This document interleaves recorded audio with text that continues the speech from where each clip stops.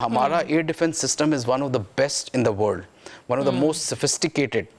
और ये बहुत रेजिलिएंट भी है और इसमें बहुत ज़्यादा रिडंडेंसी भी है, जिसका मतलब ये है कि इसके बैकअप मोड्स बहुत ज़्यादा हैं। हम ऐसा नहीं है कि ये अगर एक रडार तबाह हो जाता है या एक कमांड एंड कंट्रोल्स ख़त्म हो जाता है तो ये एयरफोर्स बैठ जाएगी और अंधी हो जाएगी, ऐसा बिल्कुल नहीं है, बल्कि शायद उस पर कुछ भी फ़र्क ना पड़े, क्योंकि इतने बैकअप सिस्टम्स हैं और इतनी ज़्यादा रेजिलियंस है इसके नेटवर्क्स में कि बहुत मुश्किल होगा इंडियंस को, अगर वो शायद 1-2-3 हज़ार ड्रोन्स भी भेज दें तो इसको नुकसान पहुंचा सकें, उनको अपना नुकसान होगा। तो जारहियत भारत दिखा रहा है, उसका मुंह तोड़ जवाब पाक फौज दे भी रही है और आगे देगी भी। मुझे ज्वाइन कर रहे हैं मार्शल आमिर महमूद साहब और डॉक्टर गौस बख्श बिरज़ोई, साबिक सीएम बलूचिस्तान भी मेरे साथ मौजूद हैं। बहुत शुक्रिया आमिर साहब आपके वक्त का। सर, सबसे पहले तो अभी भी फिलहाल भारतीय मीडिया पे जो प्रोपेगेंडा कल चला उसके बाद उसे मुंह की खानी पड़ी और अब भी वही प्रोपेगेंडा 2.0 के साथ पाकिस्तान एस्केलेशन की टैग से वो चला रहे हैं कि जनाब फिर से पाकिस्तानी ड्रोन्स हमला कर रहे हैं, और जो वो दिखा रहे हैं टीवी पे वो डेफर्ड इमेजेस, हमने तो ड्रोन के मलबे दिखाए, वो डेफर्ड इमेजेस के जरिए सबको बेवकूफ़ बना रहे हैं। आपको लगता है इस तरह की जो कार्रवाइयाँ हैं, मीडिया प्रोपेगेंडा है, जो वॉरफेयर स्ट्रैटेजी है, इससे किसी भी किस्म का नुकसान आलमी सतह पर पाकिस्तान के इमेज को पड़ेगा? जी देखें, जो मीडिया स्ट्रेटजी है वो हमेशा इस तरह की वॉरफेयर का एक हिस्सा होती है, और ये भी बात हमें जहन में रखनी चाहिए कि वो कहते हैं कि truth is the first casualty. तो इंडिया ने तो हमेशा से इस तरह की इररिस्पॉन्सिबिलिटी दिखाई, स्पेशली उसकी मीडिया ने, और मैं अप्रिशिएट करूँगा पाकिस्तानी मीडिया को कि इस दफ़ा उन्होंने बहुत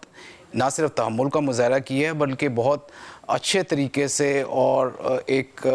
ट्रुथ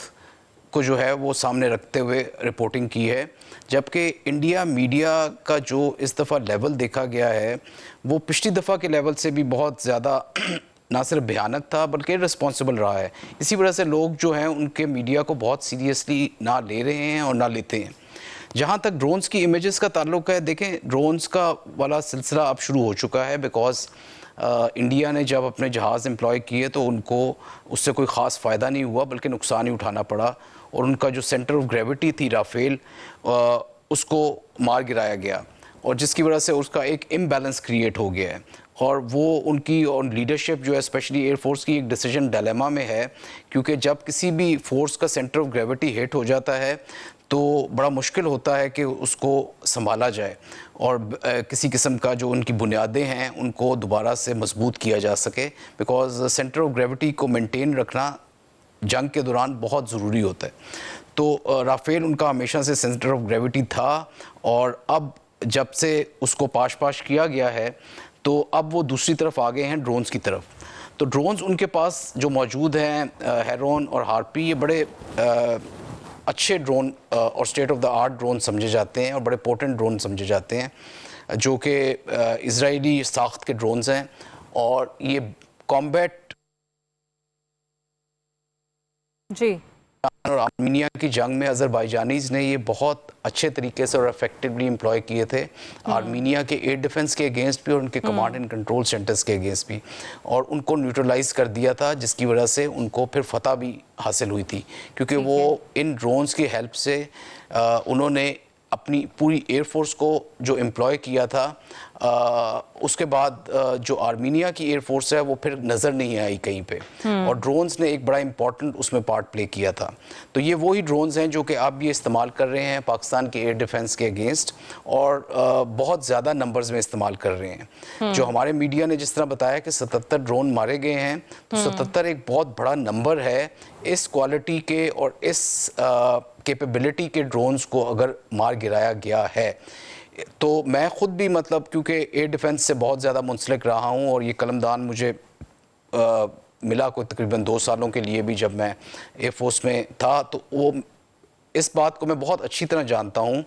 और मैं आपको बड़े यकीन से कह सकता हूँ और आपके तवज्जुद से जितनी पब्लिक है कि हमारा air defence system is one of the best in the world, one of the most sophisticated,